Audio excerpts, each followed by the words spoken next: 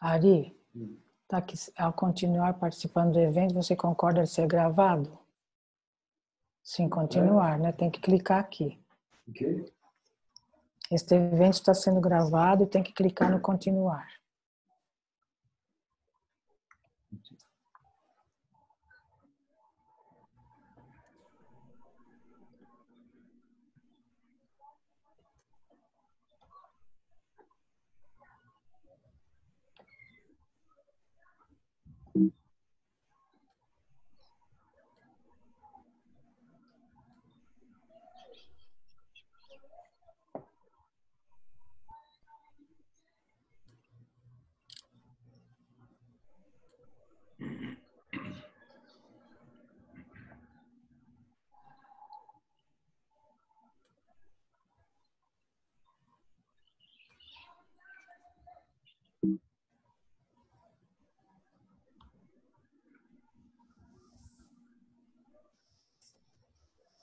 Pessoal, temos 590 inscritos, algumas pessoas com problema para entrar, então falta muita gente na sala, mas a gente vai ter que ser pontual.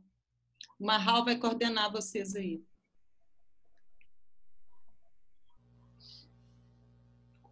Vamos começar já, Jussara? A gente vai ter que ser pontual, Marral. Nós temos agora ainda pouca gente na sala, somente 59 pessoas. São 595 ao todo, 60 pessoas agora. Mas nós temos que começar porque a plataforma cai, né? Quando vocês vão ter 1h30 somente. Sim, sim. E parece 28 minutos já passou. Ok. Bom, boa tarde a todos.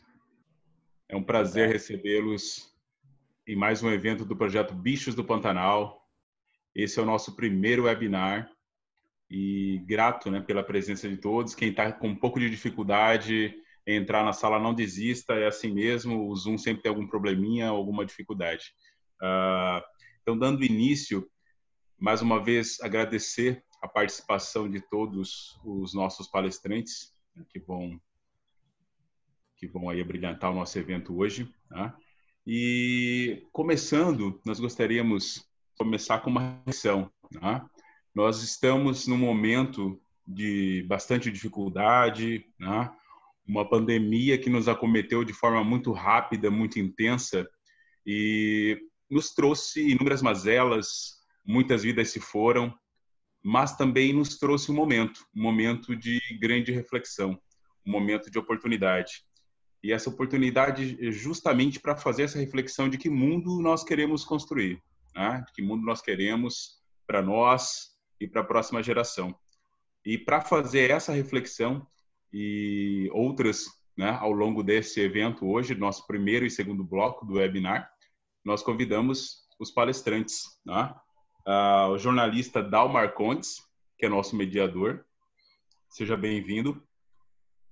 A Laís Fleury, coordenadora do programa Criança Natureza do Instituto Alana, o professor Dr. Rodrigo Cavazzini, professor da PUC do Rio Grande do Sul, a doutora Ana Lúcia Dias, especialista em pediatria homeopática.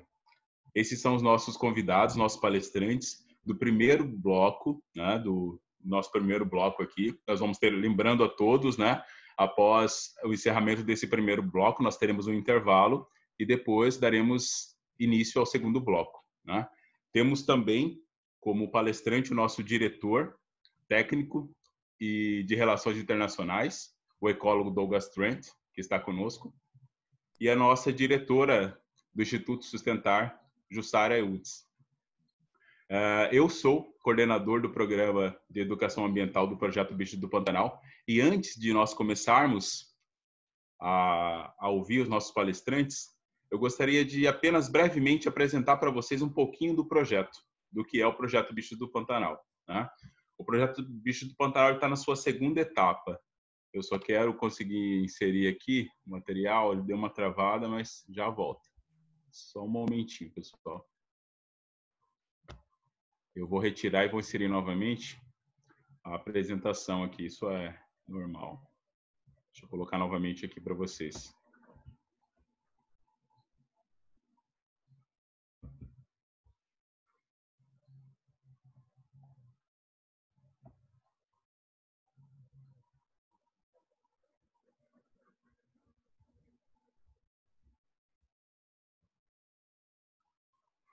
Olá, estão me ouvindo?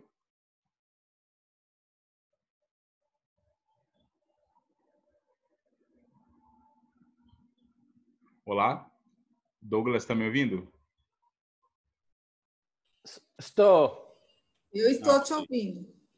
A apresentação, sim, ok.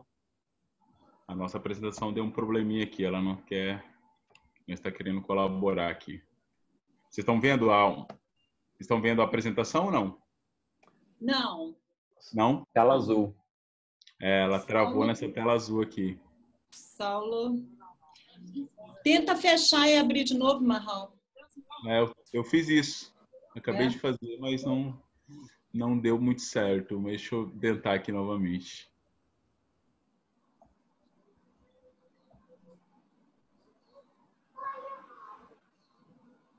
Acho que agora sim, né? Agora entrou. Agora foi, né? Ótimo. Então, retomando, pessoal, o projeto Bichos do Pantanal, ele atua aqui na região do Alto Pantanal, em Cáceres, né, no município de Cáceres e Porto Estrela, né? Nós estamos aqui no interior do Mato Grosso, essa é a área de atuação do projeto.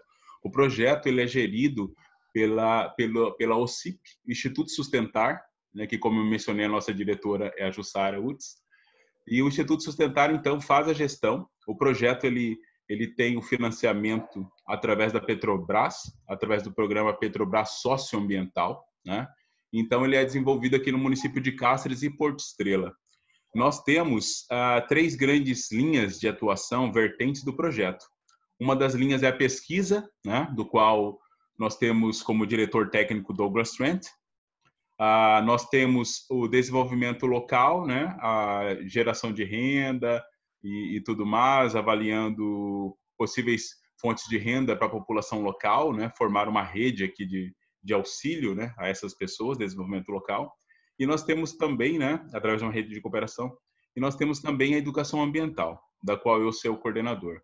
A educação ambiental, que é o nosso foco hoje, né, nesse evento, ela tem como principal linha de atuação a conexão com a natureza. Esse é o nosso principal objetivo. Então, a ideia do projeto, o objetivo do projeto é justamente esse, garantir a conexão com a natureza através do contato, através da aproximação, né, através da sensibilização e da empatia. Então, o projeto ele tem essas áreas aqui, né, de atuação que eu comentei com vocês, né, aqui no Pantanal, né, para quem está acompanhando aí são de outras localidades, né, de outras capitais. Nós estamos aqui nessa região, né, uma região riquíssima. Por que essa região? É importante deixar isso claro para vocês, né? É uma região onde a biodiversidade ela explode em beleza e ao mesmo tempo também nós temos grandes ameaças. Mas é um dos pontos no Brasil e no mundo aonde ter o contato e visualizar a fauna é muito fácil, né? Então esse é um fator que despertou também o interesse do projeto, justamente por avaliar isso como uma ferramenta muito interessante, na possibilidade de manter a atenção das crianças, ter o contato e as crianças aproveitarem, né, essa relação, né? Então, o nosso primeiro webinar, que tem essa temática, essa importância, esse contato com a natureza e o pós-pandemia, né? E outra justificativa para implementar o projeto aqui, e não só aqui, mas isso é um recorrente hoje, né? Uma questão recorrente em nossa realidade hoje é o crescente uso da tecnologia, né? Afastando as pessoas e especialmente as crianças da natureza, né? Hoje, grande parte do contato que as crianças têm com a natureza, elas ocorrem em espaços virtuais. Então, essa também é uma justificativa do projeto, né? E se nós estamos ampliando o nosso contato com a natureza, com a tecnologia, né? Aumentando o contato através de um espaço virtual, nós diminuímos aquele contato real, né? Nós deixamos de visitar os parques, deixamos de visitar uma área verde, né? Tudo isso incorre em problemas, né? De saúde, de desenvolvimento, né? de medo, né? Numa cultura de medo que nós temos muito hoje, né? Então o projeto ele atua nesse sentido e as nossas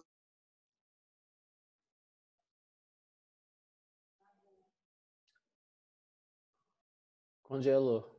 as ações elas são voltadas justamente para garantir que envolvam uma empatia através da sensibilização à sua conduta, né, frente a tudo isso que nós vemos hoje, né? Se nós estamos pensando em conservação, nós temos que pensar em educação ambiental, né? Não há um outro caminho para isso, né? Nós temos diferentes formas de apresentar a educação ambiental, mas a conexão com a natureza ela é fundamental, né? Ela tem que acontecer. Aqui nós temos algumas ações que foram feitas aqui no município, vou mostrar para vocês rapidamente, né? Algumas imagens, trilhas, nós levamos as crianças em trilhas na natureza, em rios aqui da região, temos projetos de recuperação de áreas degradadas, né? Estimulando esse contato com a terra, que a criança realmente possa tocar no elemento, entenda como é o desenvolvimento da plantinha, né? Elas visitam as florestas, os remanescentes aqui, próximo ao município também, a unidade de conservação. Elas têm contato com os animais taxidermizados também para conhecer as espécies, né? Mesmo aquelas que não podem ser vistas na natureza, né? Podem ser vistas nessas regiões, né? Conhecem o entorno também das suas áreas de vivência. Muitas crianças às vezes não saem de casa, né? Ficam ali restritas ao ambiente. Nós temos a parte lúdica de contação de histórias, de desenhos, de pintura. Então, o projeto ele tem várias frentes dentro da educação ambiental, garantindo esse estímulo, garantindo esse desenvolvimento da criança, especialmente na primeira infância, que é um dos focos do projeto também. E para falar para vocês dessa metodologia de conexão com a natureza, eu chamo agora o nosso diretor técnico, Douglas Trent. Muito obrigado. Boa tarde a todos. Eu tenho 40 anos trabalhando no norte do Pantanal. E eu escrevi esse projeto, eu estava em Cáceres desde 2005. E parabéns, Mahal, para seu trabalho. Você é um excelente diretor. Eu fui para a Universidade de Kansas, onde que eu conheci o Richard Love, que também foi na mesma universidade. E quando ele escreveu A Última Criança na Mata, a versão, ele entrou em contato, ganhei o livro e eu adorei, porque eu estou conectando com a natureza uns 40 anos lá. Eu criei o primeiro operador de turismo de natureza no Brasil em 1981. E estava guiando birdwatchers, observadores de aves e tudo para décadas e décadas e décadas. E eu tenho sorte de conhecer esses animais. E quando eu vi a ciência que mostra que o fato, os benefícios que a conexão com a natureza traz para nós, não só crianças, para adultos também, eu fiquei muito justificado, porque eu sempre senti isso e de repente eu vi a ciência que estava justificando isso também, mostrando que isso é real. E essa coisa pegou os Estados Unidos e Europa com os livros do Richard Love, mas virou para uma outra, mais evoluiu. Algumas de vocês vão saber quem que é o Fritjof Capra e também o Michael Stone e Zenobia Barlow, que começou a Ecoliteracy Center. Que isso foi uns anos atrás que o Richard publicou esses estados. Esse Ecoliteracy Center trabalha muito na área de conectando escolas com as fazendas, com as fontes de comida e estabelecendo hortas e realmente trazendo nutrição dentro das escolas. Está em Califórnia, mas agora espalhou em vários lugares. Eles publicaram um outro livro, Smart by Nature, Inteligente por Natureza, que mostrou várias escolas que estão adotando não só conexão com a natureza, mas conexão com a comunidade e a conexão com as fazendas e tal.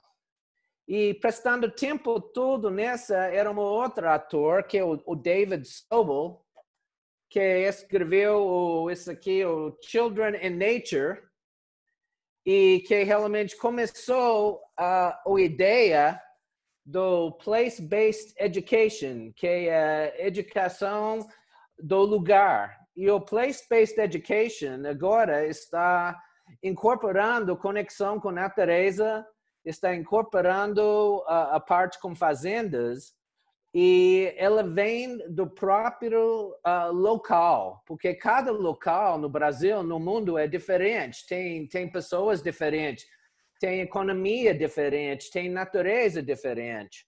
E o que está acontecendo com essa place-based education, essa educação do lugar, é que as próprias escolas e professores estão cada vez mais conectando com os businesses, conectando com as comunidades, conectando com o governo, com o prefeito, e com isso eles estão conseguindo ter toda a comunidade junto com estudantes na escola.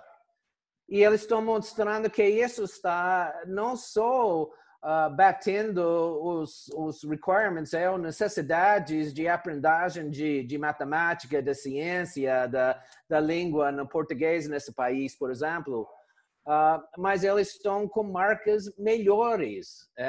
Eles estão com os exames, está saindo melhor do que nunca.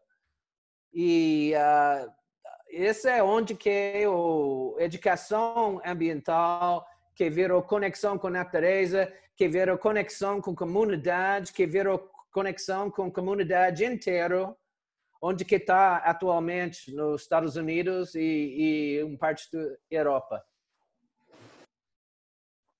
Isso que eu gostaria de adicionar aqui. Obrigado, Douglas, pela fala. Passo a palavra a Dalmar Condes. Olá a todos, boa tarde, como vai, Mahal, Douglas e todos que estão nos assistindo hoje? É uma honra, um privilégio estar nesse espaço para falar um pouco sobre o meu trabalho e sobre a importância da educação ambiental para crianças, né? Eu sou... É um título que muito me honra. Eu sou um jornalista amigo da infância. Peraí. É um título dado pela Agência Nacional dos Direitos da Infância, dos Direitos da Criança, da ANDI, e que não é uma coisa que você se inscreve para receber. Um belo dia, meu telefone toca e alguém da ANDI virou para mim e falou: Dal, a gente queria te comunicar que você foi escolhido esse ano como jornalista amigo da infância pelo conjunto do seu trabalho. E isso é uma coisa que não apenas deixa honrado, como emociona. E eu creio profundamente na capacidade das nossas crianças em tornarem o futuro um bom lugar para se viver. Mas isso depende muito do presente, né? Isso depende muito ainda dessa geração que está hoje, que é hoje adulta e que precisa tomar as medidas necessárias para isso. Além disso, eu já edito há 22 anos um projeto jornalístico dedicado à cobertura de meio ambiente, jornalismo ambiental, que se chama Envolverde. Envolverde é um site que entrou no ar em janeiro de 1998 e desde então nós temos publicado diariamente notícias, informações, dados, pesquisas sobre a questão ambiental no Brasil e no mundo. Nosso foco, obviamente, é mais Brasil. E eu tenho um especial carinho pela região de Cáceres e pelo Pantanal, justamente porque lá é um dos lugares onde mais se avista animais, talvez no mundo. Eu não estive na África, mas eu sei que a região de Cáceres é uma das regiões onde se pode ter acesso direto de avistamento de todo tipo de animal silvestre da nossa fauna. E foi lá onde eu pude observar, inclusive, famílias de onça-pintada em seu habitat natural. E acho que as crianças precisam entender qual é o papel da natureza na nossa vida, na nossa sobrevivência, na nossa formação e, de alguma maneira, na nossa sobrevivência no futuro. Eu, apesar de trabalhar com o meio ambiente há muitos anos, eu me considero um jornalista de economia. Comecei minha carreira com jornalismo econômico em grandes jornais aqui do Sudeste e até hoje eu acho que não há nenhum problema ambiental ou social que não tenha origem em uma decisão econômica, em uma decisão tomada em algum gabinete acarpetado, né? E muitas vezes completamente fora de contexto. E por isso que lá na ponta a gente encontra os problemas sociais e ambientais normais não, mas comuns, tão comuns no Brasil e em outras partes do mundo. Então, eu creio profundamente que são as decisões de hoje, as decisões econômicas de hoje, as decisões que nós tomamos no nosso cotidiano que farão do futuro um bom ou um mau lugar para se viver. O nosso compromisso deve ser principalmente com a sobrevivência das espécies e a sobrevivência, inclusive, da nossa espécie. Quando nos dizem que a humanidade é a espécie dominante do planeta, isso aumenta muito a nossa responsabilidade em relação aos milhões ou bilhões de seres que dividem conosco este planeta.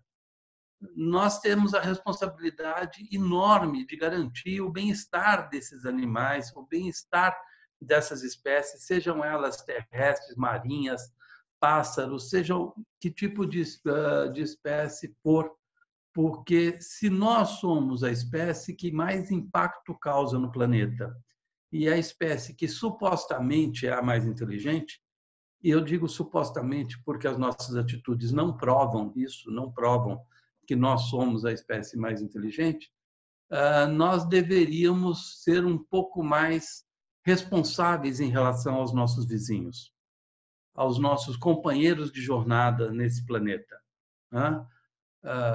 porque a sobrevivência de qualquer espécie ela está ligada à cadeia da vida.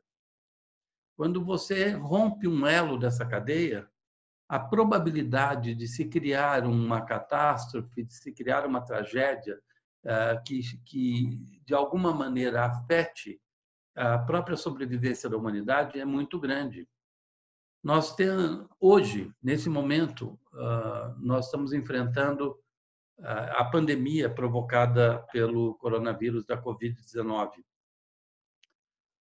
Há já estudos que mostram que esse tipo de pandemia tem sua origem em desequilíbrio ambiental, em animais que saem do seu habitat e começam a frequentar o habitat humano e assim transferem vírus que normalmente só existiriam naquela espécie para a espécie humana.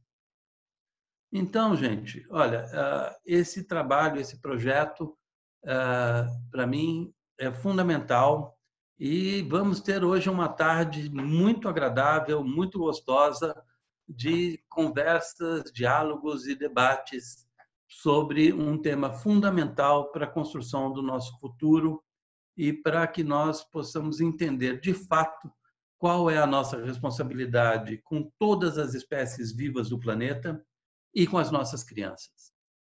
Obrigado, Mahal. Bom, eu vou então chamar os nossos palestrantes, a Laís Fleury, coordenadora do programa Criança e Natureza do Instituto Alana. Em seguida, virá o professor Rodrigo Cavassini e, em terceiro lugar, a doutora Ana Lúcia Dias Paulo, que é especialista em pediatria homeopática. Laís, você terá 15 minutos e o professor Rodrigo também terá 15 minutos. Pode assumir o seu tempo. Bom, boa tarde a todos e todas. Queria agradecer o convite, um prazer muito grande em estar aqui, compartilhar essa mesa aqui com vocês. O Dr. Douglas é uma pessoa que a gente já se conversou por e-mail, né? Por WhatsApp, através do contato do Children Nature Network, que é uma rede internacional, da qual ele e o Programa Criança e Natureza do Instituto Alana, do qual eu coordeno, fazemos parte, né? Então, eu vou compartilhar a minha tela com vocês, e daí eu só peço que a partir do momento que eu compartilho a tela, eu não consigo mais, eu não enxergo mais vocês, né? Então, se tiver algum problema de conexão, alguma coisa, vocês, por favor, me interrompam verbalmente, porque eu não consigo mais vê-los. Deixar que a gente te avisa. Tá ótimo.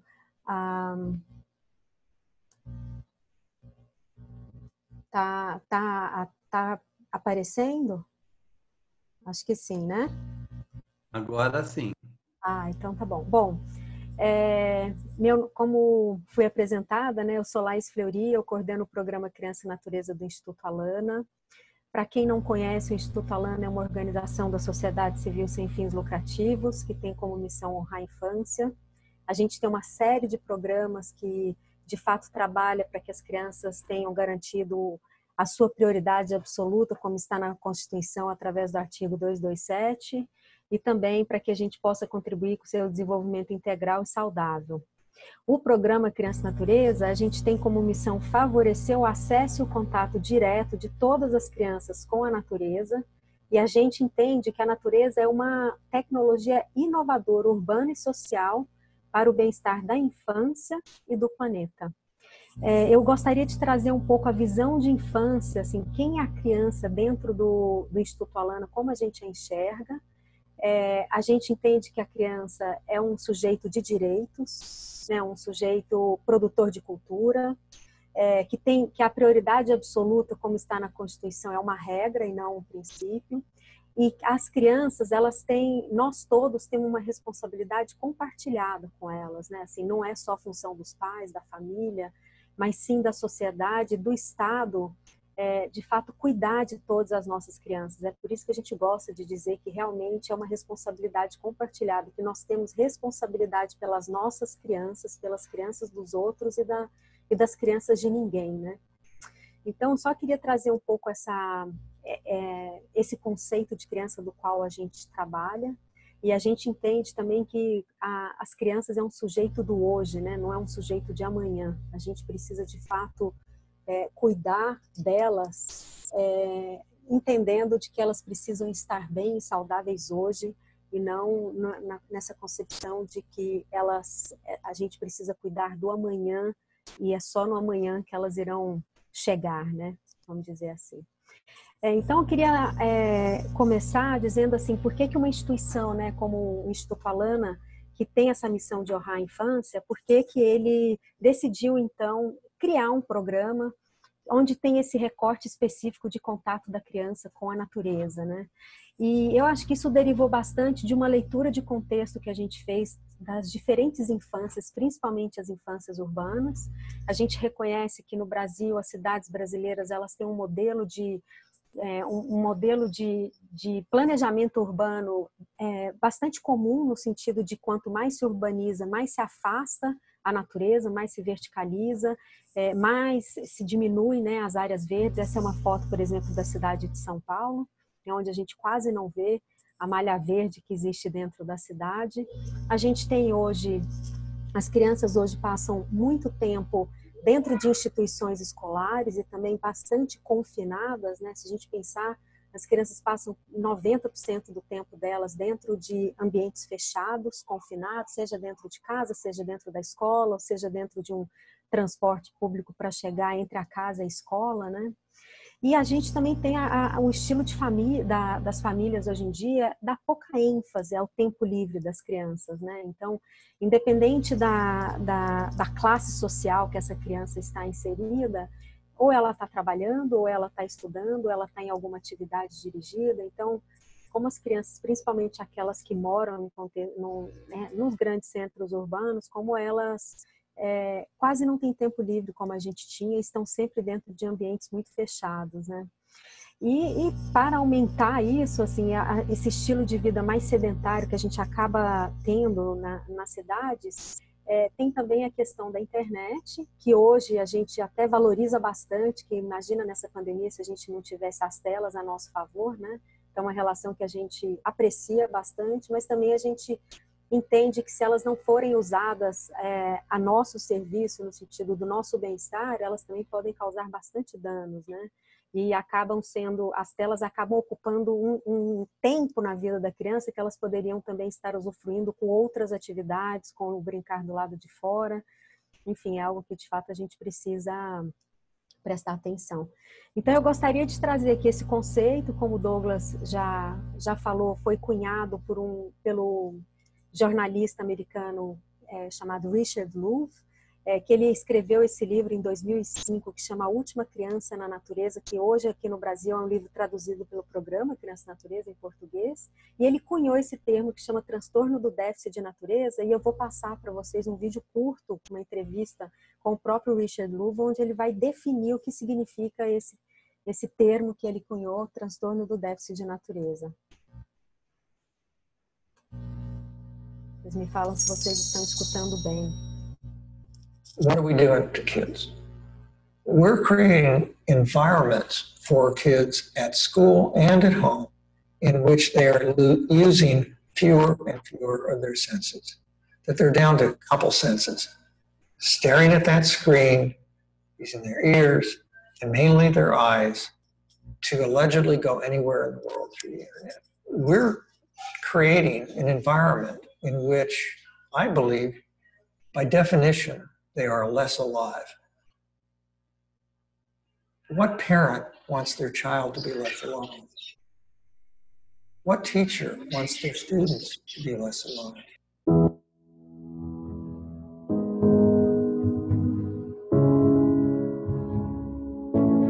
I spent a lot of time in the woods with my dog. My parents didn't know where I was, but my dog did.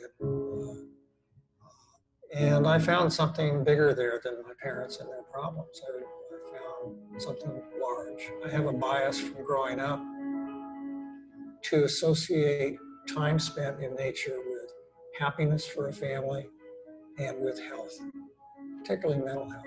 There's not very much research yet on autism. But I can't tell you how many parents have come up to me and said, you know, I read Last Child in the Woods. We have an autistic child or a child with Asperger's, and we started getting our child outdoors more, and there's been a change. I hear from teachers all the time. For years now, I've been hearing this. The troublemaker in my class, when I get the class outdoors in nature, the troublemaker becomes the leader, not just well-behaved, the leader. I hear that over and over again. It raises a question. What are we doing to these kids by keeping them in the classroom all the time, in that cubicle, at that chair, taking test after test after test, canceling recess, canceling field trips, all with this theory we're going to make a better child if we do that to them. But what proportion of the huge increase in the number of kids that are taking stimulants, pharmaceuticals, drugs, for their behavior, what proportion of that huge increase might have something to do with the fact that we took nature away from kids in the first place? Nature experiences are in some ways just as important as anything else in a child's development, and they have a human right to that experience. So nature deficit disorder is a phrase that has caught on, and I didn't really expect that to happen, but it has. That's not a known medical diagnosis. Maybe it should be, but it's not now. I always point that out. What it is a language to use, a way to describe this feeling we've had for a long time about that disconnect from nature, that those parents, even some kids, told me about beginning in the late 80s, early 90s. Some of the most recent research has certainly linked lack of nature in people's lives to such problems as vitamin D deficiency. Recess has been cut, physical education has been cut in US schools. What are we thinking? Let alone get the kids outdoors in a natural setting or taking them on a field trip to, you know, a state park. We're having those kids sit all day, and sitting is the new smoking, and guess what we're doing to them? Bom, é só para trazer um pouco esse conceito de que o transtorno de déficit de natureza é algo, como o Richard mesmo falou, não é um termo médico, mas ele de fato associa o quanto as crianças têm pago um preço alto com a sua saúde, quando elas de fato não têm essa oportunidade de brincar em contato com a natureza, como a gente tinha antigamente, né? Então a gente vê hoje em dia como as crianças hoje têm problemas de peso, problemas de sono, como elas estão mais hiperativas. Então tem uma série de fatores, uma série de índices, de impactos negativos mesmo na saúde das crianças que a gente vem visto crescer de uma maneira bastante gradativa, assim, no sentido bem proporcional ao fato de que cada vez menos as crianças que estão em ambientes urbanos tendem a não brincar mais em contato com a natureza, principalmente durante a sua rotina semanal, né? E quando eu digo contato com a natureza, que natureza é essa que a gente está falando? Principalmente aquela natureza próxima, a natureza mesmo do bairro onde você mora, a natureza bem próxima de onde você está, enfim, aquela que lhe é acessível, e também, lógico, as áreas protegidas remotas, né? Assim, esses parques nacionais maravilhosos que no Brasil a gente tem somos agraciados, né? Com tanta natureza que a gente tem aqui no nosso país. E quando eu falo em contato com a natureza, que contato é esse que eu estou falando, né? A gente realmente acredita que é uma exposição direta, aquela que tem um contato onde a criança tem um contato com o corpo, mesmo onde ela experiencia através das mãos, do seu corpo, do brincar, o contato direto com a natureza, principalmente através do brincar livre, que é algo que o Richard também gosta muito de dizer, que é o que ele acha que a espécie que está em extinção é exatamente as crianças brincando ao ar livre na natureza, né? A gente vê um número crescente, ainda bem, às vezes o contato da criança com a natureza, às vezes é muito através da educação ambiental ou de alguma atividade dirigida, mas aquele contato livre, espontâneo, a gente tem visto cada vez menos, né, acontecer na rotina da criança. E também oportunidades dela aprender com e na natureza, né? Então, quando eu digo assim, quando eu aponto, por exemplo, que as crianças estão confinadas, elas de fato passam bastante tempo dentro de uma sala de aula ou dentro de um espaço fechado, hermético, com muita pouca referência de vida, de ambientes vivos no seu entorno, onde elas não têm muita oportunidade de aprender com e na natureza. E aí, por que é importante as crianças brincarem na natureza, né? A gente entende que o brincar é uma linguagem da criança, uma linguagem de conhecimento. Quando a criança brinca, de fato, ela está se desenvolvendo, ela está aprendendo. E quando ela está ao ar livre, ela estabelece uma relação com o ambiente através da inteligência do corpo dela. É muito comum quando a gente vê uma criança, por exemplo, ao ar livre, correndo, ela está exercitando ali os verbos da infância, né? Ela está correndo, ela está escalando, ela está pulando, ela se sente naturalmente convidada a se movimentar.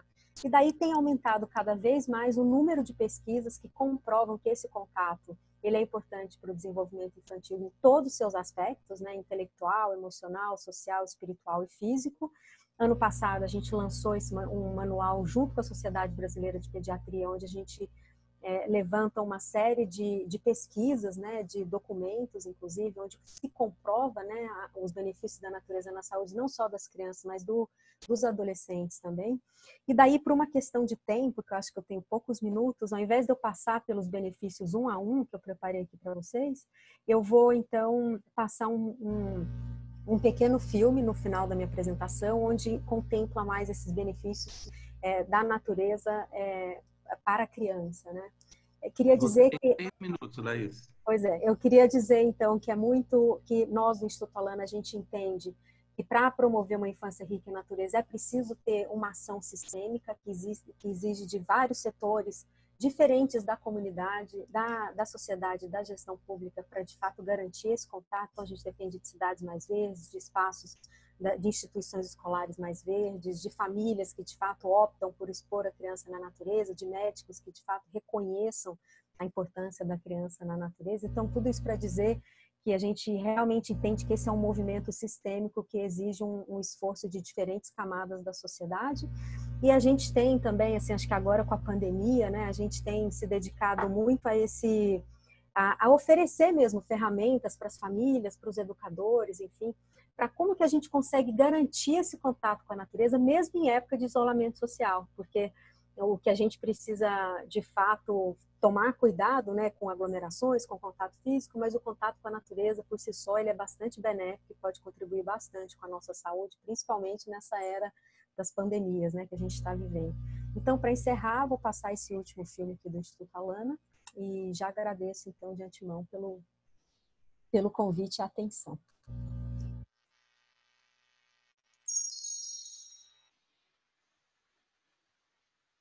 Brincar é uma ação constitutiva do humano.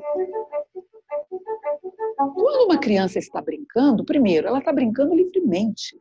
E livremente ela está elaborando a cultura, ela está criando novas regras de cultura, ela está interagindo, ela está aprendendo a se relacionar, a solidariedade, a fazer outros papéis, a mudar de lugar, a entender o mundo, a transformar o mundo. O brincar não pode ter um tempo que eu diga assim, vamos lá, começa a brincar, vamos brincando, acabou, fim. O brincar não é assim, né? Não é assim que ele se dá. Aqui nós temos, né, momentos que a gente chama de ócio. Se uma criança quer deitar na rede, ela deita.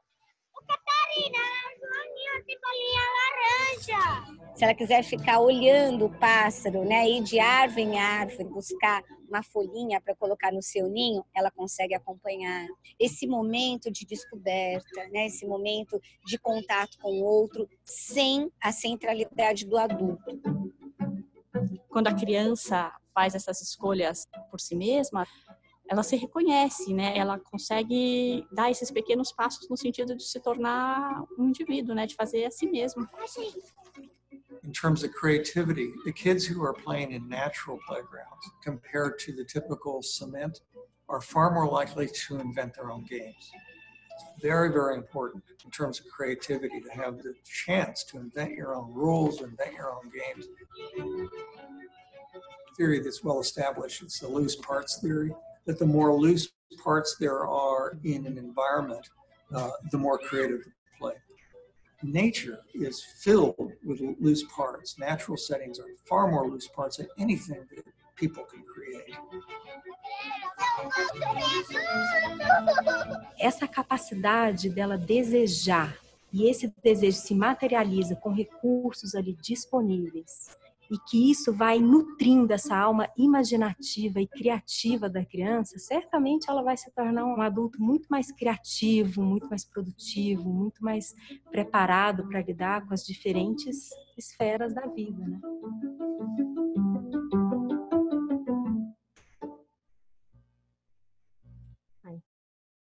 Obrigada, gente. Espero que eu não ultrapassei muito meu tempo. Essas coisas do tempo é sempre muito relativo. Quando o assunto é bom, o tempo é curto. Quando o assunto é chato, o tempo é longuíssimo, é enorme. E esse é um assunto profundamente importante e interessante, né? Então, vamos continuar, então. Agora, nós vamos chamar o Rodrigo Cavazzini. Rodrigo, deixa só eu pegar aqui a sua apresentação, Rodrigo, que vai ter também... Oi? Que vai ter também os seus 15 minutos. Aqui. Eu perdi aqui, Rodrigo. Eu perdi a apresentação que estava no meu computador aqui. Então, eu vou te pedir, por favor, que você me perdoe e você diga qual é o seu título, que a tela do meu computador saiu de onde estava. É uma falha minha. Então, Rodrigo, por favor, 15 minutos. Ok, boa tarde a todos. Em primeiro lugar, eu queria, sim, claro, dar uma boa tarde aos demais colegas aqui do webinar, Douglas, Mahal, Dalmar Condes, a Laís e, claro, a Ana Lúcia. E também aos demais que estão participando aqui nessa tarde tão interessante, tão apaixonante, sem sombra de dúvidas. E sim, eu gostaria de expressar, em primeiro lugar, minha grande satisfação de estar aqui hoje participando, tratando de um tema tão importante, que é tão assim necessário nesse momento, como tem sido em momentos anteriores também, e imaginarmos com essa pandemia ainda mais, né? Pensarmos nós, seres humanos, nossas relações com esse planeta, nossas relações com os nossos nossas comunidades, né? E é muito interessante, pegando o ponto já de início, né? Quando a gente escuta o falar do Richard Louv, quando se fala do David Sobel, já se tem aqui uma ideia muito interessante do foco da ideia que se busca construir enquanto webinar. Isso, para um pesquisador nessa área de educação ambiental, acontece com atividades ao ar livre, isso é muito interessante. Expresso, então, de início, minha grande felicidade e satisfação de estar aqui presente. Tá? E a ideia, então, é conversar um pouquinho sobre a educação ambiental que acontece com atividades, com práticas essas que ocorrem ao ar livre. Para tanto, usando esses 14 minutinhos que eu imagino que tenho agora, eu vou estar pegando uma apresentação bem simples para tentar guiar um pouquinho essa conversa, tá? Estou pegando ela aqui agora, partilhando a minha tela. Só um segundinho.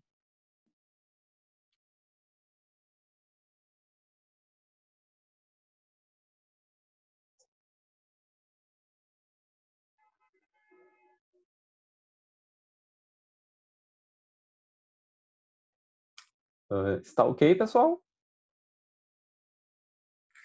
Sim, tá ok. Ok, então tá. Bom, pessoal, eu sou o professor Rodrigo Cavazzini, eu atuo na universidade aqui em Porto Alegre, na PUC-RS, junto à Escola de Ciências da Saúde e da Vida. E essa área da educação ambiental com atividades ao ar livre, ou simplesmente educação ambiental ao ar livre, é um dos meus focos de pesquisa, de atuação, de vida. Desde criança, antes estava a Laís falando também essa questão da importância de se ter esse contato com a natureza, foi essa percepção de importância que acabaram me levando e muito a arrastar as pessoas para ter esse contato com a natureza. Depois, buscando desenvolver atividades educacionais nesse sentido, nesses últimos 15 anos, pesquisando e pensando de que maneira tratar a formação de recursos humanos para desenvolver esse tipo de proposta, né? E nesse sentido, pessoal, eu queria trazer uns pontos. Quando a gente fala assim, educação ambiental com essas práticas, que podem ser umas simples caminhadas, jogos de sensibilização, brincadeiras não estruturantes, também passeio de bicicleta, atividades de canoagem, brincar subindo em rochas, o que a gente costuma ter é bastante a presença de desafios, aventura imaginária para alguns e também satisfação. Além disso, essa ideia de contato com a natureza é um aspecto que tem grande relação com o interesse das pessoas. Conviver com tribos, estar pertinho daquelas pessoas que também têm essa ideia de que é legal. A gente pode pegar aqui aquele exemplo de surfistas que adoram estar no mar, curtindo essa natureza, junto com seus similares, aqueles que partilham essas ideias, né? E ao falar partilhar, gente, a ideia de educação ambiental ao ar livre, ela também tem muita ideia de partilhar a experiência como sendo um componente que desperta interesse. Estar junto com os outros. Estar partilhando algo que foi legal para os seus demais. Aqui a gente tem aquele exemplo de um professor apaixonado pelo planeta que consegue construir essa paixão com os seus alunos. E, claro, nesse momento de pandemia, a gente tem um interesse, e que bom, que está se levando a população, do modo em geral, a buscar mais atividades outdoor, ao ar livre, em relação às atividades fechadas. Aspecto esse muito importante e que alguns estudos já estão trazendo isso. Fora do Brasil já está se percebendo que se tem essa tendência, assim como simples conversas aqui com demais colegas, pesquisadores também da área, está se percebendo essa possível tendência aqui para nós no Brasil. E se a gente for dar assim uma sequência indo além da ideia de interesses, se a gente fala em educação ambiental ao ar livre, eu trago a palavra potencialidades. Por que não benefícios? possíveis benefícios, ou aquilo que a gente pode ter de legal quando se desenvolve uma atividade de educação ambiental, em contato com a natureza, junto com práticas essas físicas, recreativas, às vezes estruturadas, às vezes não. Sem sombra de dúvidas, a gente pode ter benefícios de ordens pessoais. E aqui a gente pode ter relação com questões de saúde, a gente pode ter questões enquanto desenvolvimento de competências. Nesses últimos 10 anos, o número de estudos que trataram dessas potencialidades, que tratam de aspectos pessoais, ele simplesmente explodiu. Me marcou, foi uma conferência da Associação Norte-Americana de Educação Ambiental, e foi em Oakland, isso foi em 2013, quando entrei em contato com colegas apresentando e que se tinha isso 7 anos atrás, já um número, vou dizer assim, crescente de trabalhos que tratavam disso. E semana passada eu estava revisando de novo o que nós temos. Sim, esses trabalhos são cada vez mais presentes e se tem cada vez mais trabalhos que olham para essa questão de potencialidades pessoais e utilizando metodologias mais robustas, construção de conhecimentos científicos sobre. Mas além dessa questão pessoal, também temos aspectos sociais que podem ser explorados, como a inclusão social e também a promoção da coesão social, aspectos muito importantes para quaisquer comunidades. Claro, as potencialidades ambientais, e aqui a gente pode olhar para tanto a ideia da promoção de uma ética ambiental, como também a gente pode pensar, entre tantos exemplos, o aprimoramento das nossas relações. O aprimoramento das nossas relações com os demais colegas, com os meus próximos e, claro, com esse planeta. E por que não pensarmos em potencialidades econômicas, ainda mais nesse momento? E aqui a gente tem todo aquele universo que se relaciona com o desenvolvimento de oportunidades de emprego e de qualificação profissional. Mas, enfim, potencialidades ao pensarmos a educação ambiental ao ar livre, que também se aproximam enquanto a ideia de competências. Para a gente conseguir explorar essas potencialidades, é muito importante a gente pensar, tá, ok, de que maneira? Como essas atividades de educação ambiental ao ar livre elas podem ser realizadas? O que eu preciso ter como professor para buscar desenvolver isso? Sem sombra de dúvidas, a gente pode ter um grupo que talvez chamemos de atividades esportivas ou atividade física, mas vem a ideia bem simples de habilidades e conhecimentos necessários para a realização de uma trilha, um passeio de bicicleta, uma atividade de sensibilização com vendas. Também entram aqui as competências relacionadas às questões de liderança, estilos, modelos. Como é que um prof, com seu grupo numa trilha, vai estar organizando as atividades? E, claro, em especial nesse momento de pandemia, a gestão de riscos. Não esquecendo que os riscos dessas práticas continuam existindo, porém, nesse momento, nós temos aspectos que se dedicam, que são específicos da pandemia. Se a gente olhar um pouquinho mais para isso, tentei trazer um pouquinho de atenção nessa breve conversa em relação a essa questão, gestão de riscos nesse momento de pandemia para a educação ambiental ao ar livre. Sem sombra de dúvidas, a gente tem pelo menos 3 categorias que precisam ser consideradas. A primeira que trata do contágio da Covid, e que pode-se ter, por exemplo, tanto a proximidade, uma aula de educação ambiental que todo mundo está pertinho numa trilha, ou quem sabe quando se tem equipamentos que são partilhados. Mas também a gente tem os riscos que têm que ser considerados que se relacionam às adaptações, por exemplo, de máscaras e distanciamento.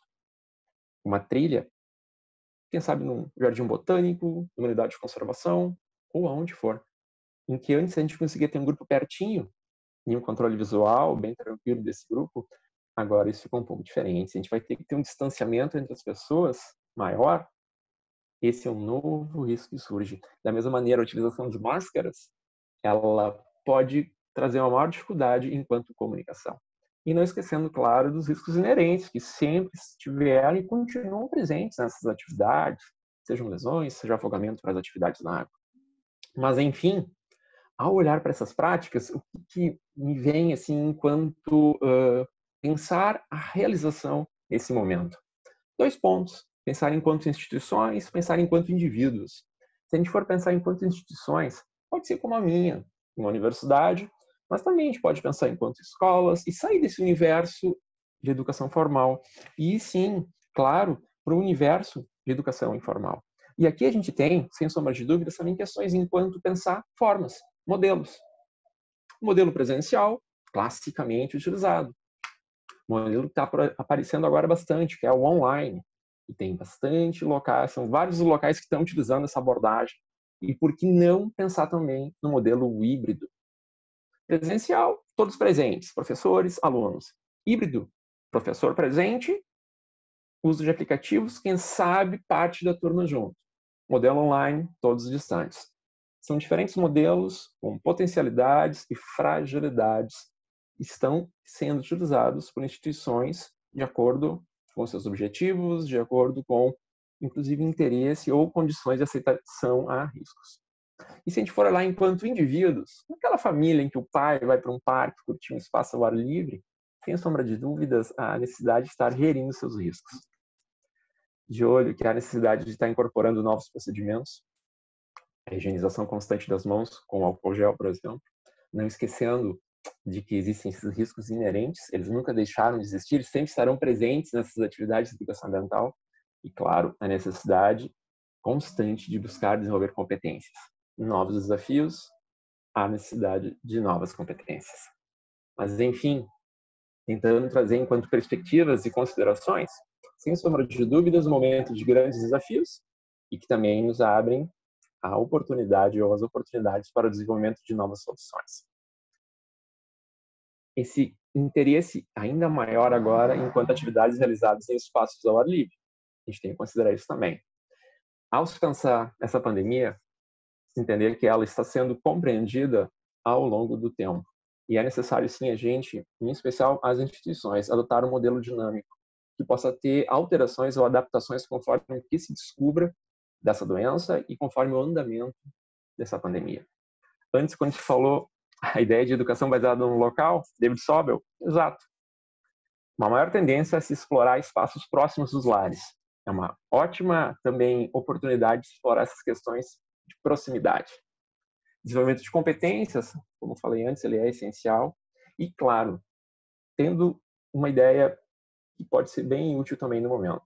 Tínhamos antes algo chamado normal, alguns assim estão chamando de novo normal, e instituições que estão tendo êxito nesse momento, com todas essas incertezas e desafios, são aquelas que têm focado ainda mais naquilo que seja funcional, ou seja, aquilo que pode ser desenvolvido.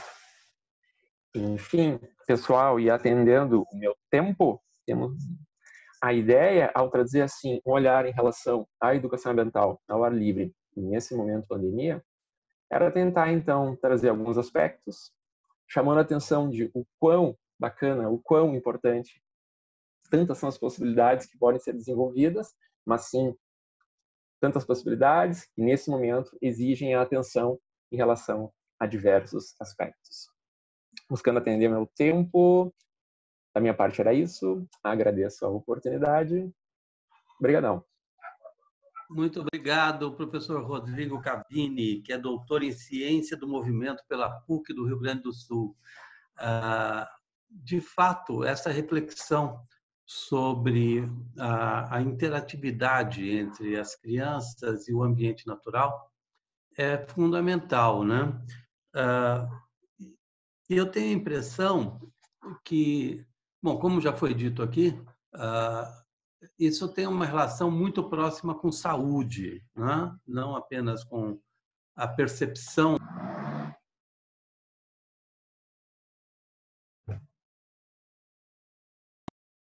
a empatia com o ambiente natural, mas também com a empatia com o outro, né? Com as outras pessoas da sua própria espécie.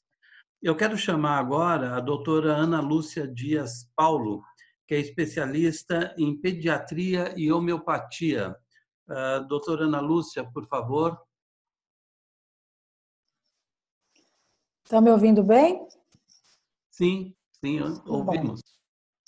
Em primeiro lugar, eu quero boa tarde a todos que estão podendo usufruir dessa coisa maravilhosa e agradecer o convite para estar fazendo parte desta ação tão maravilhosa que todas as apresentações até me emocionaram bastante, porque é um tema que eu venho estudando, né? Porque eu convivo com bebês e crianças todos os dias e já tive crianças que me pediram brincadeiras ao ar livre.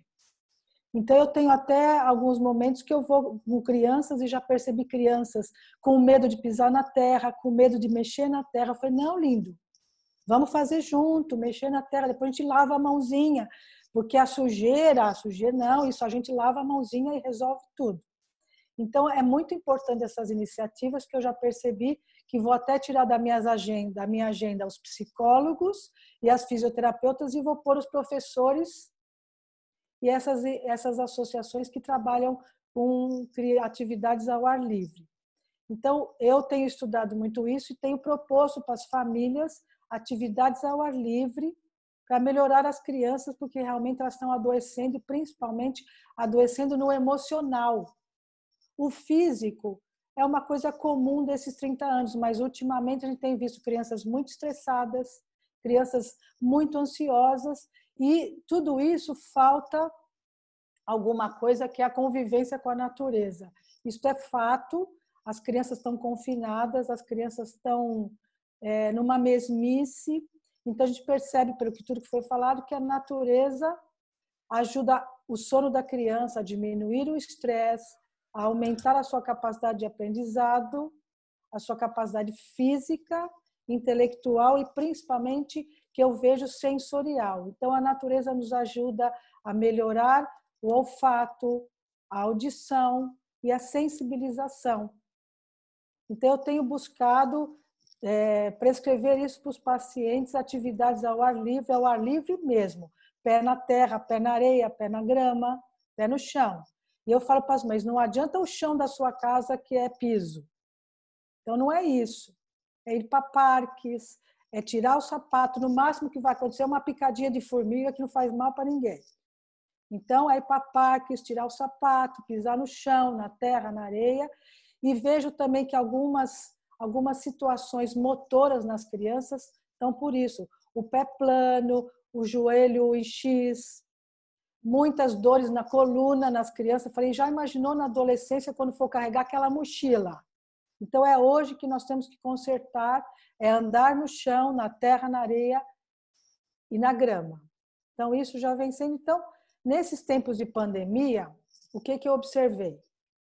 Como já foi falado, que até um tempo atrás a gente vivia num equilíbrio possível com a natureza. Esse equilíbrio, com as nossas atitudes, com as nossas mudanças em relação à alimentação, em relação a hábitos, ela mudou muito e este micro-organismo invisível dominou. Então, os vírus, que é uma coisa que o médico convive diariamente, vírus, bactérias e fungos, eles ficaram muito mais fortes que o ser humano neste momento. Porque eu me lembro do termo pandemia da faculdade de medicina e eu falei, nunca vou ouvir essa palavra. Então, em março, a primeira vez que eu ouvi falar em pandemia, gelei da cabeça aos pés, falei, agora a coisa vai pegar. E pegou mesmo que o mundo inteiro está lutando contra um inimigo invisível. Então, acho muito importante essas iniciativas para que a gente faça com as crianças e com os jovens a construção do mundo de amanhã. Até porque nós temos que passar para as crianças, porque as crianças aprendem por imitação e exemplo. Então, se são famílias que nunca põem o pé no chão, nunca vão para parques, não conhecem os animais, ou só conhecem via digital, que modelo elas têm? Elas não têm modelo nenhum. Então, nós precisamos estimular isso tudo, que é o que eu faço com meus pacientes, brincadeiras ao ar livre, leva para parques, leva para ver os animais. Aqui em São Paulo, agora está fechado, mas tem uma fazendinha, onde tem os animais, onde as crianças podem até ordenhar uma vaca, conviver com animais, tem todos os filhotinhos, é maravilhoso. Infelizmente, agora está fechado com essa história toda, mas ela vai voltar. Além de oceanários, tudo isso nós podemos fazer. Então, nós temos que entender e passar para essas crianças que nós somos da natureza, nós viemos da natureza e a natureza nos mantém. Então, quem é que nos mantém? É o sol, que ninguém mais lembrava dele, até fugiam dele, se bloqueando com bloqueadores solares. Então, o sol, muito importante. Então, outro dia eu me vi mandando WhatsApp para as mães de bebês, por favor, bota a criança no sol, porque está sol, porque São Paulo nem sempre está sol. Bota essa criança no sol. Então, todas as idades, desde os bebês até os idosos, precisam pelo menos 20 minutos de sol por dia, até as 10 horas da manhã e após as 16 horas, que não dá problema para ninguém. Até eu tenho um amigo que ele fala que desde quando que o sol virou o inimigo número 1 da humanidade, ele é o nosso amigo. Sem ele não existe vida neste planeta. É ele que mantém o ciclo da água, ele que mantém o crescimento das plantas. Então, dependemos a nossa vida do sol. Então, bota esse bebê no sol. Depois vem o ar que respiramos. Então, quanto mais atitudes importantes de melhorar o meio ambiente, mais o ar também deve melhorar. Então, São Paulo, que é uma cidade bastante poluída, eu falo, não tem como ir para o interior, andar no campo, sentir o cheiro de eucalipto, respirar, mudar os ares. Nessa pandemia, por sorte, muitas famílias optaram de ir para sítio dos avós, que é sítio, vai lá. Os avós pertencem à mesma família, então a microbiota é a mesma, então ninguém vai passar vírus para ninguém. Então, muitos foram, eu tenho pacientes que estão na praia há 3 meses, nos campos há 3 meses, o que eu fico bastante feliz. Tenho feito consultas online, ok, presencial muito pouco, é mais online, mas porque eles estão fora de São Paulo, que eu acho que está muito certo. Então, vamos pensar no sol, na grande importância dele em contato com a nossa pele, e da pele para o fígado, produzindo substâncias como a vitamina D, que recentemente foi lembrada a importância dela na nossa capacidade imunológica. Então, a vitamina D ela tem muitas funções, não só a absorção do cálcio para os ossos, mas também na formação da cadeia imunológica. Então, quando este vírus, que vocês já perceberam que ele tem diferentes manifestações em pessoas, ele pode ir desde a fase da parte assintomática até os casos graves. Então, o que determina isso? É a nossa capacidade de reação a ele. Então, nós temos que estimular tudo isso para que a capacidade imunológica das pessoas melhore. Principalmente nas crianças, depois os jovens, até o senhorzinho de idade. Porque no começo da pandemia se percebeu que as crianças, elas reagiam melhor a esse vírus. Por que isso? Porque elas têm uma imunidade inata, que veio da gestação e da amamentação. Fazendo uma abertura aqui, que nós estamos na semana da amamentação, então estimular as pessoas a amamentarem. Outro dia eu fiz uma live sobre a amamentação, porque nós temos que ter pelo menos 1 ano de amamentação, negociar com as empresas. Eu faço lá a declaração de amamentação exclusiva. Já tive mães que choraram na minha frente que eu estava exigindo muito, não estou exigindo nada, só estou porta-voz do seu bebê, que a amamentação é fundamental na construção da capacidade imunológica deste indivíduo. Ele criança, ele adolescente, ele adulto e ele idoso. Tudo depende deste começo da vida. Então, temos que pôr o começo da vida com muitas coisas. Alimentação mais natural, fugir um pouco dos industrializados. Então, eu tenho pedido para os pais levarem na feira e não no supermercado, para conhecer a fruta, como é uma laranja, como é uma mexerica. E in natura, pegar na mãozinha, comer uma banana, né?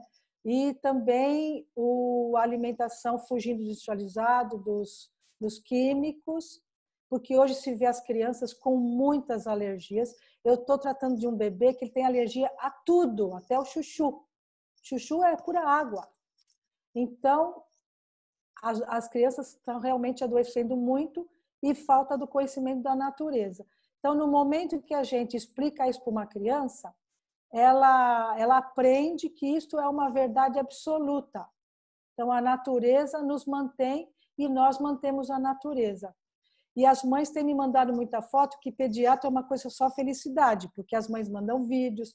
E a mãe me mandou um vídeo do menino, a alegria do menino quando viu geminando o abacate, que ele plantou num potinho com água e geminou o abacate. A alegria dessa criança e ver. Então, eu falei, agora você tem que cuidar desse abacate. Mamãe depois vai plantar em outro lugar, porque abacateiro é uma árvore enorme, para você regar, você é responsável por ele. Então, passar essa responsabilidade para as crianças de cuidarem dos animais, respeitando os animais e as plantas e a natureza. Então, tudo isso é para o futuro do nosso planeta. E tem algum tempinho mais aí? Então, a natureza, ela ajuda. Ela tem mais 2 minutinhos. Então, rapidamente, então, melhorar o sono, diminuir o estresse infantil, que tem muito. Eu, na faculdade, não tinha essa expressão estresse infantil, e hoje temos. Então, o estresse infantil, ele faz a criança adoecer no corpo, porque a doença da mente, a criança joga no corpinho. Então, na faculdade, nós não tínhamos, em crianças, sinusites, nós tínhamos, era amigdalites. Hoje nós temos muita sinusite, pneumonias, pneumonia é uma doença gravíssima numa criança, até internada nos melhores hospitais, pode matar uma criança.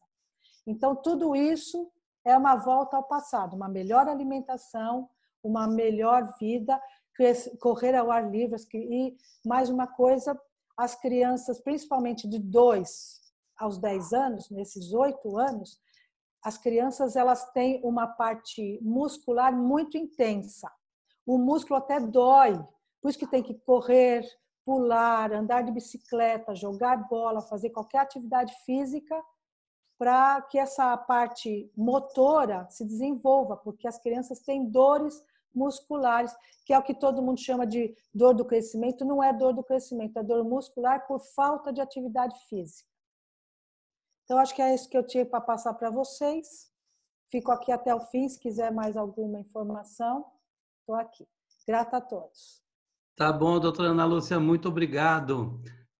De fato, a gente vai aprendendo a cada geração, nós vamos incorporando conhecimento, incorporando uma visão de mundo diferente, né?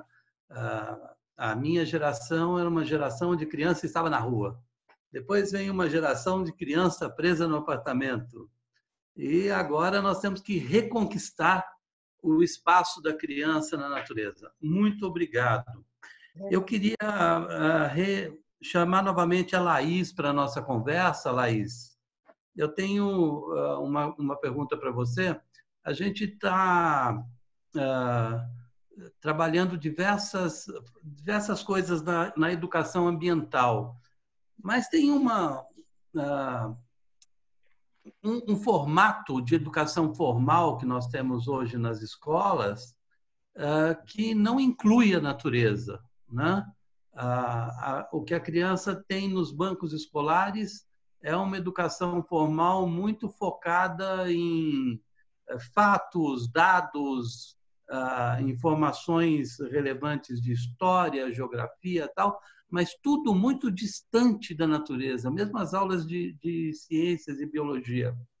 Será que depois desse período nós não vamos ter que mudar os currículos das escolas, principalmente das escolas de ensino fundamental?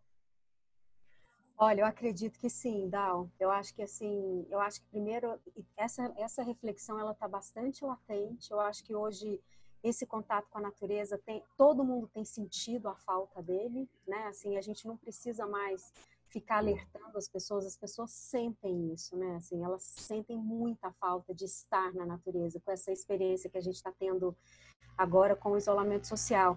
Então, eu acredito que, nesse sentido, a natureza está sendo muito valorizada e até por uma questão, assim, esse planejamento do retorno às aulas é algo que a gente recomenda, a gente não está recomendando retornar às aulas agora, mas quando for se planejar o retorno da escola, o retorno das aulas, a gente realmente recomenda que se considere muito a questão do ambiente ao ar livre, porque de fato ele assim, as pesquisas comprovam isso, né? A gente teve isso inclusive na nossa história, né? Antigamente, por exemplo, com os parques do Mário de Andrade, quanto os ambientes ao ar livre, como eles tendem a ser menos a ter menos contágios, vamos dizer assim, né? O ambiente ao ar livre ele é mais saudável. Inclusive, eu digo isso exatamente porque a gente está nessa preocupação do isolamento, né? Das aglomerações. Então, eu digo assim que é uma grande oportunidade, algo que a gente tem sim incentivado bastante. Inclusive, a gente em breve vai lançar o programa Criança e Natureza, vai lançar um documento em parceria com a Sociedade Brasileira de Pediatria, com a Undime, com o Instituto Brasileiro de Arquitetura, exatamente recomendando os ambientes ao ar livre, né, para esse planejamento do retorno às aulas, porque colabora com a saúde física das crianças, como a doutora Ana Lúcia já falou, colabora com a saúde mental das crianças, essa dimensão do acolhimento, essa dimensão de acolher o corpo das crianças quando elas retornarem para a escola, vai precisar ser muito atendida, né? Todo esse acolhimento emocional dentro da sala de aula tem que mudar alguma coisa?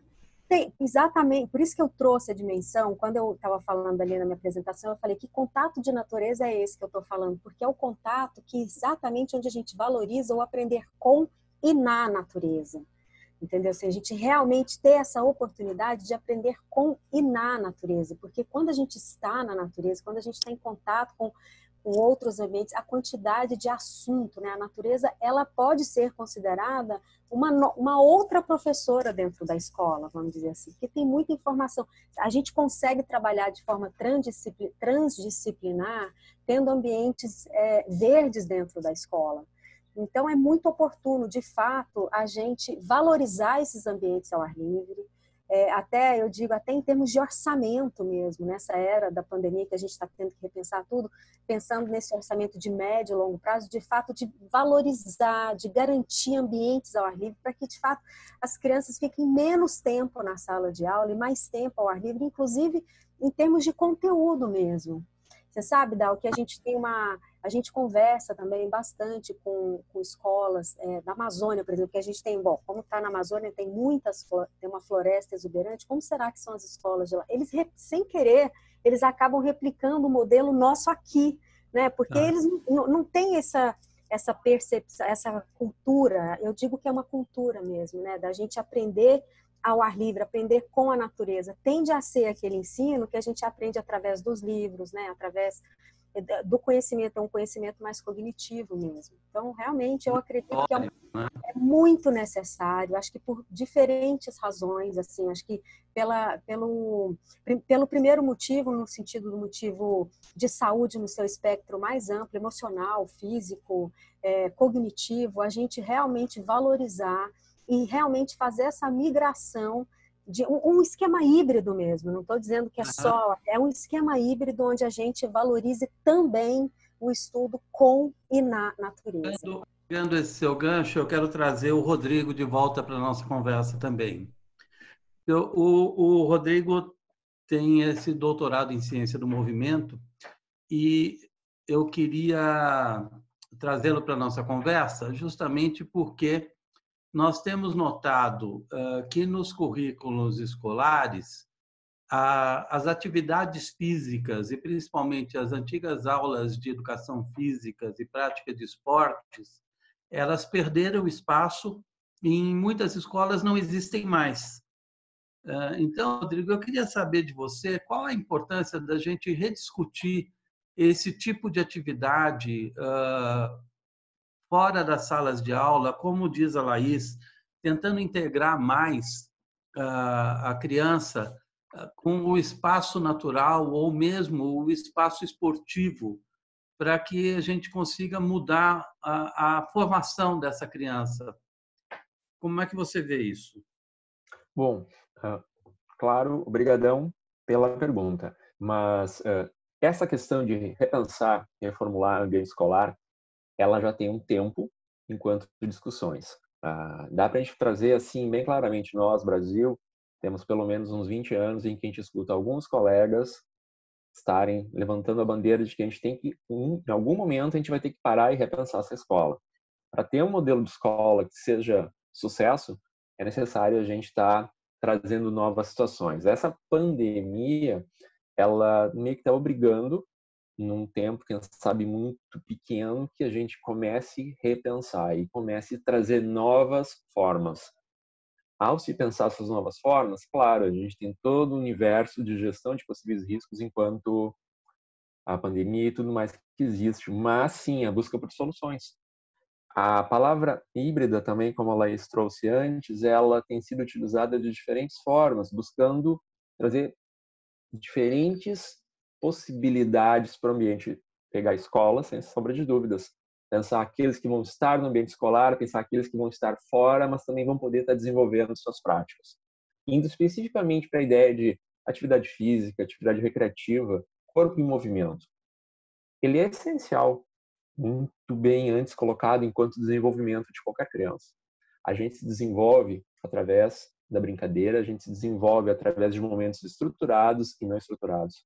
O corpo em movimento, brincar com o corpo, aprender com o corpo, é a essência.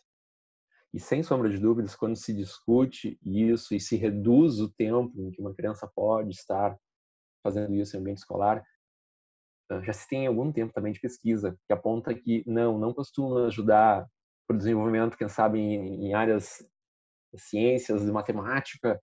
Se a gente tira esse tempo de brincadeira, esse tempo de esporte, esse tempo de jogo, a gente acaba tendo lá no final um resultado, inclusive, pensando em avaliações, inferior. E a gente está deixando de lado, quando a gente tira a oportunidade de uma criança brincar, todo o universo de desenvolvimento. Pegando, então, a ideia de espaços ao ar livre, espaços com natureza. Poxa, espaços ao ar livre têm, sem sombra de dúvidas, uma chance bem menor de contágio dessa doença. Então, sim, é o momento, a gente está, assim, com um ótimo momento para explorar isso. E mais, pensar esses espaços, eles podem ser múltiplos. Os espaços na escola, parques e praças próximas às escolas. Trazendo também para a ideia de que qualidade de atividade em contato com a natureza. São várias formas que a gente pode estar buscando trazer. A gente tem uma discussão nesses últimos anos que tem trazido para o Brasil uma base curricular nova, e ela tem uma construção coletiva. Foram centenas de professores, pesquisadores, colegas envolvidos no desenvolvimento disso. A parte específica da educação física, ela teve uma, sem sombra de dúvidas, uma evolução em relação ao que a gente tinha antes dos nossos PCNs. Agora, o fato é maximizar esse tempo, maximizar as oportunidades, dar uma condição para essa meninada poder ter suas aulas, espaço fechado, ok, mas ao máximo em espaços ao ar livre. Sem sombra de dúvidas, a gente já tem um corpo de pesquisa bem expressivo que dá suporte para essa transição. E um ponto que eu pegaria por fim, sem sombra de dúvidas, quando se fala que a criança não tem interesse no ambiente escolar, quando se traz aventura, quando se traz emoção, quando se traz descoberta, quando se traz produção de ciência, conhecimento de forma experiencial, uma das características que a gente sempre encontra é o interesse, é a vontade, é a satisfação, é o sorriso no rosto. E a aprendizagem, educação sorrindo, é algo que marca para o resto da vida. Mais ou menos isso. Muito bom. Eu quero trazer, então, agora de volta para o nosso papo a doutora Ana Lúcia. Sim. Doutora Ana Lúcia, eu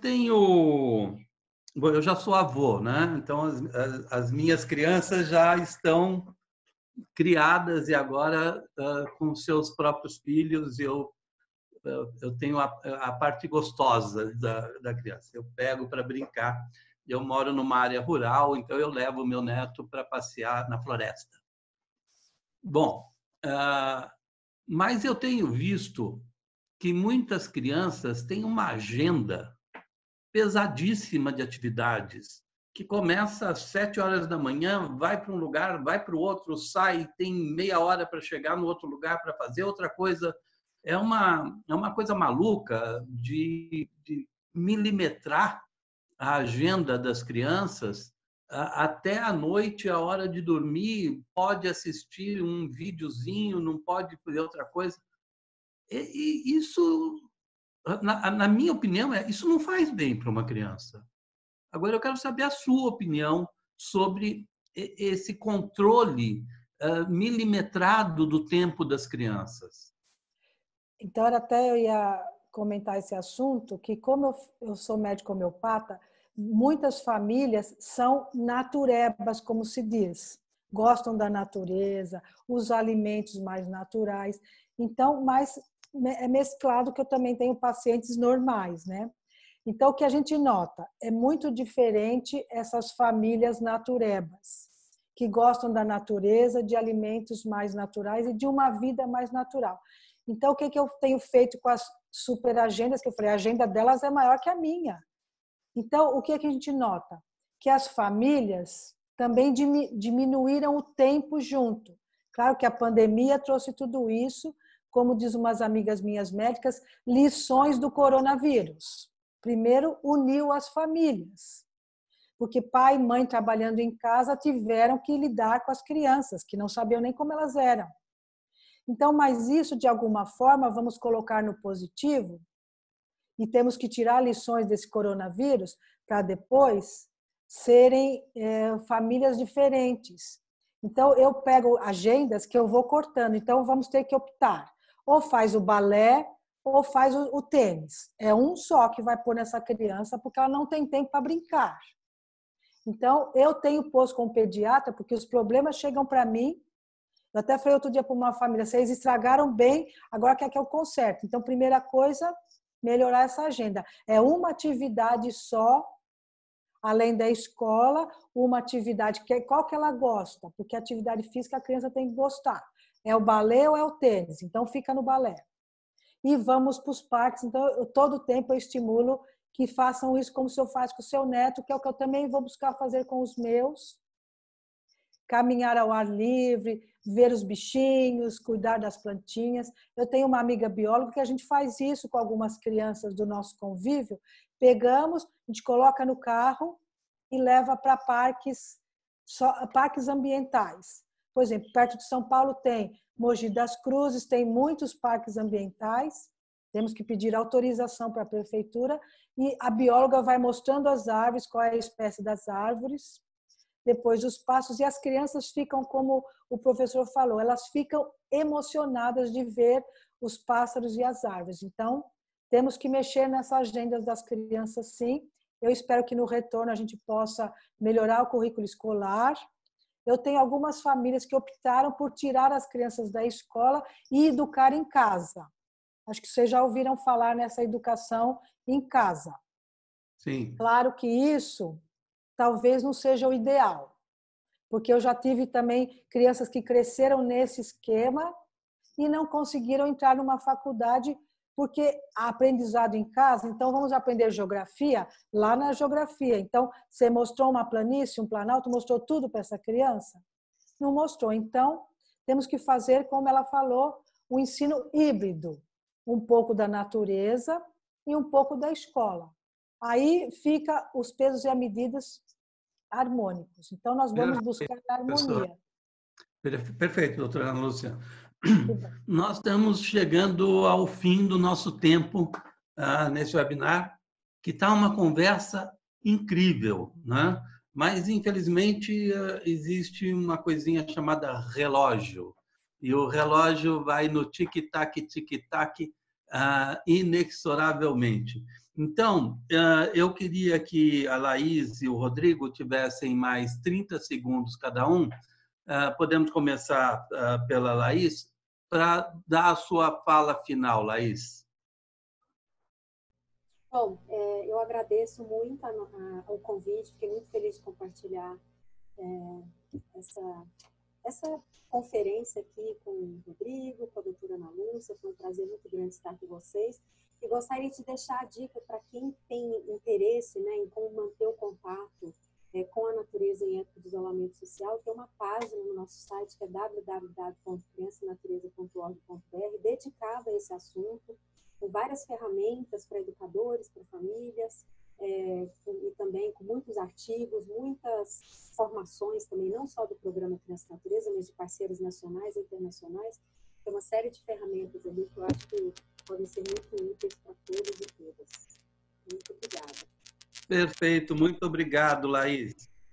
Rodrigo, seus 30 segundos finais, por favor. Então tá, eu queria de fato também estar agradecendo aqui a oportunidade maravilhosa de troca de conhecimentos, construção de conhecimento, troca de experiências e também que se aproximam enquanto a importância desse pensar o eu, pensar o nós nesse planeta. a importância do eu e do nós estarmos em contato com a natureza e buscar a prática dessas atividades da forma eticamente mais bem orientada que a gente conseguia. E nesse momento de pandemia, ainda mais isso se torna importante.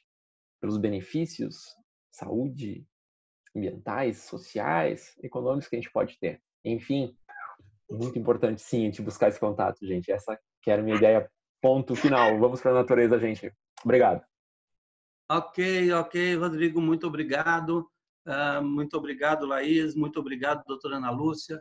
E eu queria deixar um recado só para vocês que estão nos assistindo e para todos que, de alguma maneira, querem pensar um futuro melhor. A natureza é parte de todas as pautas.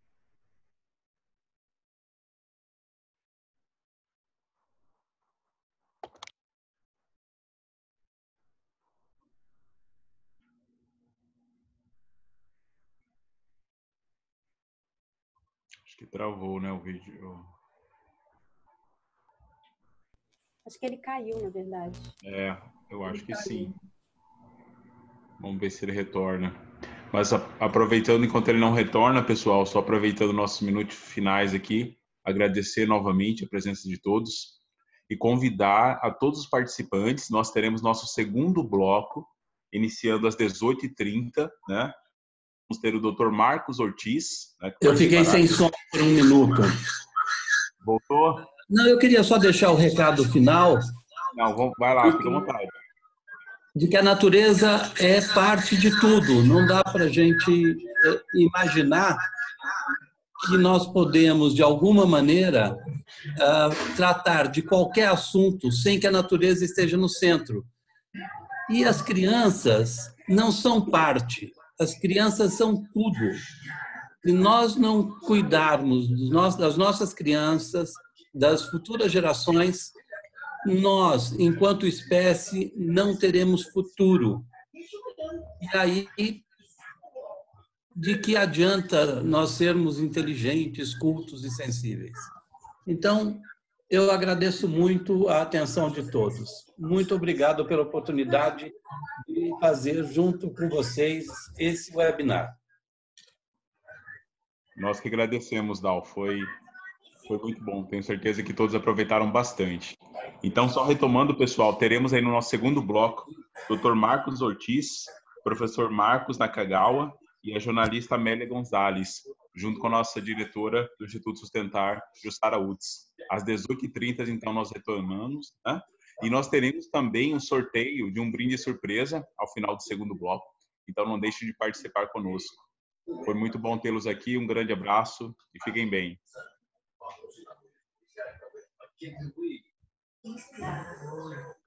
Obrigado a todos.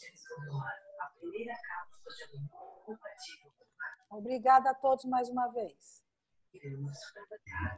Obrigado. Um ótimo dia.